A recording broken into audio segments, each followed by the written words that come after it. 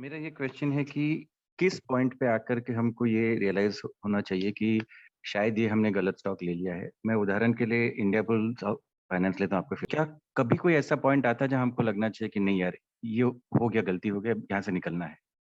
यार देखो किस पॉइंट पे निकलना चाहिए, ये काफी इंटरेस्टिंग क्वेश्चन है।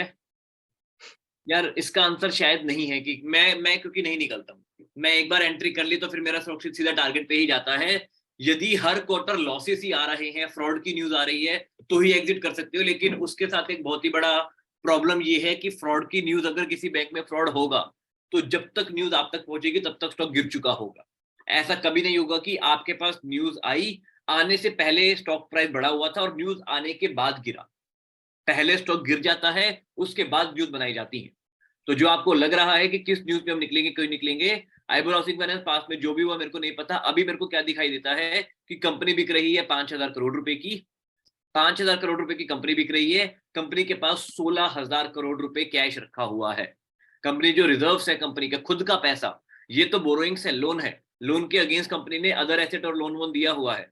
17,000 करोड़ रुपए कंपनी के पास खुद का पैसा रखा हुआ है और कंपनी बिक कितने की रही है? 5,000 करोड़ रुपए की। नहीं ये वो वैसी बात होगी राहुल जी कि मैं कह रहा हूँ आपका घर कितने का है, आप बोलोगे यार घर में 1 करोड़ का बेच रहा हूँ, लेकिन आपके घर पे 3 करोड़ रुपए कैश रखे हुए हैं। नहीं तो वो क्या प्राइस तीन तो करोड़ रुपए कैश रखे हुए घर को आप 1 करोड़ का बेचोगे?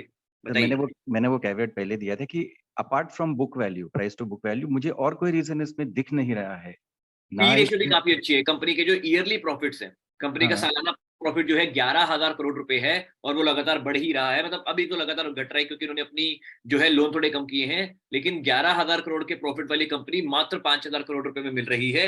ये भी एक काफी ज्यादा पॉजिटिव पॉइंट है। हाँ, बस यही है। मतलब अगर आप पी रेशियो अगर की बात करेंगे तो वो तो बेसिकली उसका प्राइस भी गिर रहा है और अर्निंग्स भी गिर रही हैं। आपका ऑपरेटिंग मार्जिन जो है, जो इस केस में फाइनेंसिंग मार्जिन होता है, वो all the parameters are telling you कि this company is not doing well. But कभी कभी कॉर्पोरेट मैं फाइनेंसिंग मानता हूँ, मार्जिन मतलब नहीं गिर रहे हैं। फाइनेंसिंग मार्जिन कहाँ गिर रहे हैं? 18-19% पे फिक्स है। अच्छा सॉरी, मैंने कुछ और ये आप क्वार्टरली देख रहे हैं, आप एनुअल देखेंगे? एनुअल तो हाँ 34% से गिरते हुए 18% पे है, लेकिन आधा। यहाँ भी 18% पे फिक्स है। ठीक है। हाँ ठीक है, एक आध साल में दे हैव वह रुक गए हैं वहां पे जहाँ पे थे। बिल्कुल। अदरवाइज मतलब वो ही हूँ, तो दैट्स अ डिस्क्लोजर। बट जी आपका डाउट बिल्कुल सही है। देखो होता क्या है ना, कई बार ना बैंक्स अंधाधुन पैसा उठाते हैं और हम्म अंधाधुन लोन देते हैं। हम्म उसके बाद जब गवर्नमेंट की पॉलिसीज या कुछ आता है ना कि देखो, कोई भी बैंक का नाम मैं लेता हूँ, एवाईजी कैपिटल, हम्म तुमने अंधाधुन पैसा उठाया हुआ है, तुम इतने लोन को हैंडल नहीं कर पा रहे हो, तुम्हारी पूरी कंपनी का हम लाइसेंस छीन लेंगे अगर आप तुम लोगों ने अपनी बुक्स क्लीन नहीं की तो। इस तरीके की बकायदा वार्निंग दी जाती है कि अपनी बुक्स को क्लीन करो।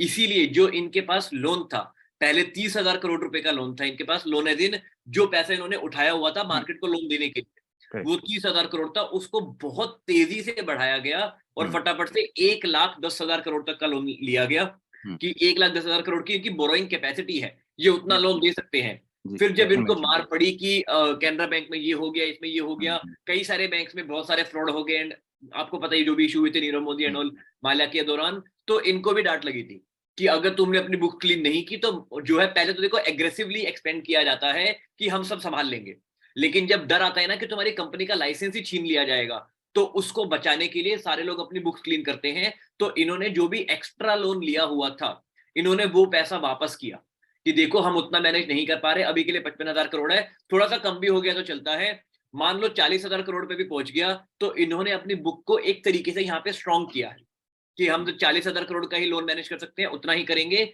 लेकिन स्टिल इनके पास जो खुद का पैसा है वो नेगेटिव नहीं है, खुद का पैसा लगातार बढ़ रहा है। This is a very strong sign of growth, and ये इकलौती ऐसी कंपनी है मेरे अकॉर्डिंग फाइनेंसिंग सेक्टर में जिसने कोविड के दौरान भी एक भी क्वार्टर में नेट लॉस पॉस नहीं किया। ये आपने ठीक है। बताए थे सारे पॉइंट्स हाँ लास्ट टाइम भी। आई एग्री बिल्कुल। With you.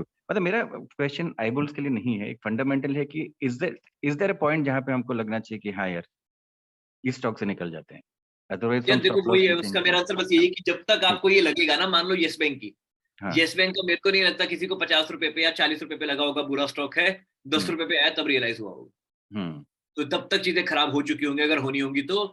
इसी के अगेंस्ट हमारी जो सबसे मेन शील्ड है, वो शील्ड है डाइवर्सिफिकेशन। जब मैं कह रहा हूं कि कंपनी में 1.5% से ज्यादा नहीं करना है इन्वेस्ट अगर स्मॉल कैप है, तो this is still a small cap company. मेरा पोर्टफोलियो अगर 1 करोड़ का है तो मैं इसमें 1.5 लाख से ज्यादा इन्वेस्ट करूंगा ही नहीं कि ये कंपनी अगर 40% गिर भी गई तो मेरे को फर्क नहीं पड़ेगा, बाकी सारी कंपनी मेरे को ओवरऑल, क्योंकि मेरी जो डाइवर्सिफिकेशन है, जिन रूल से मैं काम कर रहा हूँ, बाकी सारी कंपनी मेरे को एक अच्छा रिटर्न्स कमा के दे देंगी। ठीक है, आई गॉट योर पॉइंट। एक लास्ट